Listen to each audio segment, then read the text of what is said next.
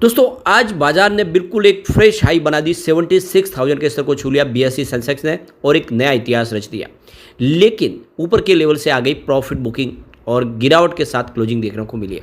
अब आगे की क्या रणनीति है? क्या इस लेवल पे प्रॉफिट बुकिंग करनी चाहिए या फिर आने वाले समय एक शानदार तेजी के लिए बाजार तैयार हो चुका है? मार्केट एक्सपर्ट का क्या कहना है बाजार को लेकर वो भी समझेंगे। और कौन से स्टॉक है जो खरीदारी के लिए इस समय सही लग रहा है, कौन से सेक्टर में दाव लगाना चाहिए और एफआई और डीआई का क्या रुझान है बाजार को लेकर, इन सारी संभावनाओं को तलाशने वाले इस वीडियो के माध्यम से कौन से स्टॉक है जिन्होंने आज गिरते बाजार में अच्छा प्रदर्शन किया है। वैसे आज मिड कैप और स्मॉल कैप की पिटाई हुई क्योंकि ऊपर के लेवल से बाजार नीचे आया, स्टॉक प्रॉफिट बुकिंग की चपेट में आगे क्या होगी संभावना देखेंगे।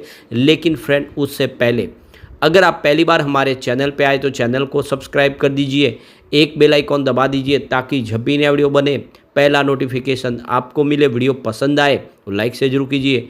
चलो फ्रेंड्स वीडियो स्टार्ट करते हैं। मैं हूँ आपका दोस्त एसपी दवे और हमारे अपने चैनल ऑनलाइन कमाई में आपका बहुत बहुत स्वागत है।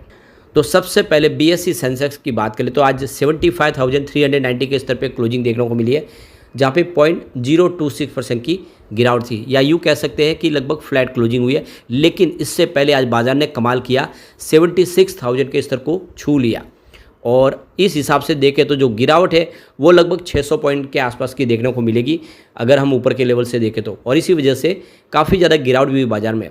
अब आज देख सकते हो कि ओवरऑल देखें तो जो गिरावट है वो निफ्टी के बड़े इंडेक्स में, बाकी इंडेक्स में हमने आज ग्रीन क्लोजिंग तो देखी है। तो निफ्टी 50 में आज देखें तो 0.11% की गिरावट थी और 22,932 का स्तर हमने देखा है क्लोजिंग के समय। वैसे निफ्टी नेक्स्ट 50 में 0.15% की तेज़ी थी। निफ्टी 100 में जरूर 0.08% की गिरावट देखने को मिली। तो ये दो इंडेक्स ही थे जो रेड थे, बाकी सभी ग्रीन थे। तेज़ी बड़ी तो नहीं थी लेकिन ओवरऑल अच्छे थे। निफ्टी मिड कैप ने अच्छा किया आज। निफ्टी मिड कैप 50 में 0.83% की तेज़ी थी और निफ्टी मिड कैप 100 में 0.64% की तेज़ी थी। वैसे आज इंडिया वीएक्स भी 6.82% ऊपर था, तो इससे बाजार की कमजोरी दिखाई देती है। वैसे निफ्टी 50 स्मॉल कैप में भी आज देख सकते हो कि 0.89% के आसपास की तेज़ी देखने को मिली। तो कुल मिला के देख सकते हो कि जो इंडेक्स वाइज अगर आप देखें तो सिर्फ ऊपर के इंडेक्स में ही गिरावट थी, बाकी ओवरऑल देखें तो क्लोजिंग ठीक रही है। अब हम सेक्टरल इंडेक्स की बात कर ले तो आज जो गिरावट की चपेट में आया है सबसे बड़ा इंडेक्स में अगर आप कोई देखें तो वो सेक्टर है निफ्टी मीडिया, जहाँ पे 0.97% की गिरावट थी, यानी लगभग 1% के आसपास की गिरावट हुई। और उसके बाद जो गिरावट थी वो निफ्टी मेटल में थी, 0.62% की गिरावट देखने को मिली। और यहाँ पे निफ्टी ऑटो में भी 0.06% की मामूली सी गिरावट थी और निफ्टी फार्मा में 0.04% की गिरावट थी। तो ये टोटल 5 सेक्टर जिसमें आज गिरावट हुई है। लेकिन जो अच्छी तेज़ी बनी है सबसे अच्छी तो वो है निफ्टी पीएसयू बैंक, जहाँ पे 1.33% की ज़बरदस्त तेज़ी थी, यानी बैंकिंग शेयरों ने दौड़ लगाई। निफ्टी प्राइवेट बैंक में भी 0.54% की तेज़ी थी और निफ्टी रियल्टी में 0.85% की तेज़ी थी। निफ्टी फाइनेंशियल सर्विस ने भी अच्छी दौड़ लगाई, 0.5% के आसपास की तेज़ी थी, यानी 0.52% की तेज़ी, और निफ्टी बैंक में 0.63% की तेज़ी। तो कुल मिला के देखें तो काफ़ी अच्छा प्रदर्शन किया। निफ्टी आईटी में भी हमें 0.51% के आसपास की तेज़ी देखने को मिली। तो ओवरऑल देखें तो बाजार के सेंटीमेंट ठीक थे, इतनी कोई खास प्रॉब्लम नहीं रही।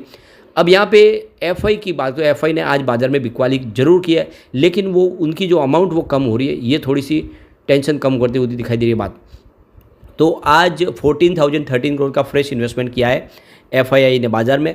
सामने 14,554 करोड़ का उन्होंने अपना माल बेचा है। तो उन्होंने आज 541 करोड़ की बिकवाली कर दी है।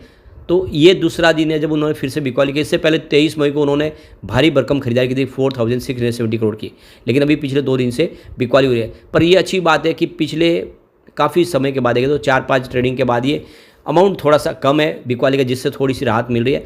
वैसे पूरे इस महीने में अभी तक 35,000 करोड़ की बिकवाली उन्होंने कर दी है, यानी वो बिकवाल बने हुए। बाजार को सपोर्ट मिल रहा है, वो पूरा मिल रहा है हमारे इंडिया के बड़े फंड हाउस की तरफ से, वो लगातार बाजार में खरीदारी करे।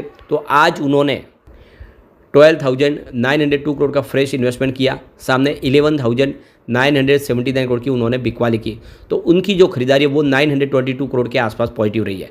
तो लगातार आप देखें तो डीआई बाजार में फ्रेश इन्वेस्टमेंट करी है, वो बाजार पे पूरा भरोसा करे और अभी तक उन्होंने 41,720 करोड़ का माल खरीद लिया नया, यानी उनकी जो खरीदारी है वो एफआई के मुकाबले ज़्यादा ही है।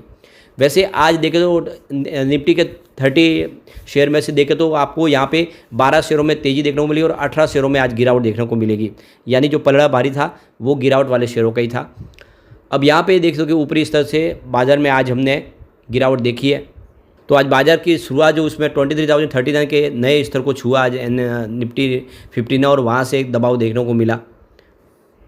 तो प्रोग्रेसिव शेयर के आदित्य गग्गर का कहना है कि बाज़ार आज एक फ्रेश हाई बनाने में कामयाब रहा, लेकिन ऊपर के लेवल से देखें तो प्रॉफिट बुकिंग आ गई और इस वजह से गिरावट देखने को मिली बाज़ार में। तो आदित्य गग्गर का कहना है कि रिकॉर्ड लेवल पर निफ्टी 50 इंडेक्स ने एक बेयरिश कैंडल बनाई है। आदित्य गग्गर का मानना है कि निफ्टी ने 22,780 के अपने मजबूत सपोर्ट को फिर से हासिल करने की संभावना दिख रही है, जबकि 23,110 के स्तर को इसको तत्काल रजिस्ट्रेशन का सामना करना पड़ सकता है। दूसरी तरफ एलकेपी सिक्योरिटीज की तरफ से रूपक डे का कहना है कि 49,600 से ऊपर जाने पर बैंक निफ्टी में 50,000 के स्तर को हमें देखने को मिल सकता है। आज बैंक निफ्टी ने 49,000 के रजिस्टर के ऊपर ही खुला, लेकिन इसे 49,600 और 49,800 के रेंज के आसपास बिकवाली के दबाव का सामना करना पड़ा। इसके चलते 49,600 एक नया रेजिस्टेंस लेवल बन गया। इसके चलते आने वाले समय 49,000 के स्टॉक प्राइस के काफ़ी ऊपर ज़्यादा ऊपर देखें तो एक पुट राइटिंग इस स्तर पर मजबूत सपोर्ट का संकेत देता है, और 49,600 के ऊपर बंद होने से बैंक निफ्टी 50,000 की ओर बढ़ सकता है। कुल मिला के रुझान तेजी का है। 48,900 के स्टॉप लॉस के साथ गिरावट में खरीदारी की रणनीति अपनानी चाहिए बैंकिंग निफ्टी में। दूसरी तरफ देखें तो जियोजीत फाइनेंशियल सर्विस के रिसर्च हेड विनोद नायर का कहना है कि आज बाजार तेजी वालों के हाथ में था और 23,000 के स्तर पर कड़े प्रतिरोध का सामना उनको करना पड़ा, क्योंकि निवेशकों ने चुनाव परिणाम के पहले बाजार में किसी तरह के जोखिम से बचने के लिए ऊपरी स्तर पर प्रॉफिट बुकिंग शुरू कर दी। बेहतर अर्निंग ग्रोथ, निजी पूंजीगत व्यवहार में सुधार की उम्मीद और एफआई की बिकवाली में कमी के पॉजिटिव ट्रिगर बाजार के लिए है। और देख सकते हो ये सिर्फ प्योरली प्रॉफिट बुकिंग का मामला है। अभी फिलहाल देखें तो अमेरिकी बाजार के जो महंगाई के आंकड़े जारी होंगे उसके ऊपर बाजार की दशा दिशा तय होगी। कुल मिला के इतनी चिंता अभी दिखाई नहीं दे रही है। अब यहाँ पे मॉर्गन स्टैनली की तरफ से जो बड़ी अपडेट निकल के आ रही है, मॉर्गन स्टैनली को इस समय अपनी जो रिपोर्ट जारी की उसमें कहा गया कि उभरते हुए बाजार में उनको कोरिया और ताइवान काफ़ी अच्छे पसंद है, लेकिन साथ में इंडिया भी उनकी पसंद है। तो मॉर्गन स्टैनली इन्वेस्टमेंट के लिए इंडिया को पसंद करे, लेकिन फिलहाल भी लोकसभा चुनाव के ऊपर उन्होंने नतीजों के ऊपर उन्होंने कोई जिक्र नहीं किया।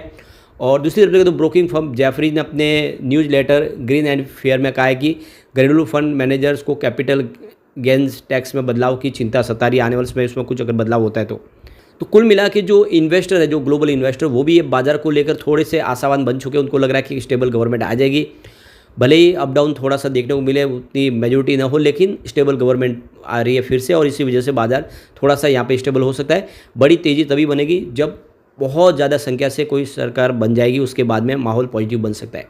लेकिन फ्रेंड, कोई भी इन्वेस्टमेंट करने से पहले अपने फाइनेंशियल एडवाइजर्स बड़े ले ले या अपना खुद का रिसर्च करें, क्योंकि मैंने वीडियो आपके एजुकेशनल पर्पज़ के लिए ही बनाया। वीडियो पसंद आए तो लाइक से जरूर कीजिए और चैनल को सब्सक्राइब कर दीजिए। Thank you friend.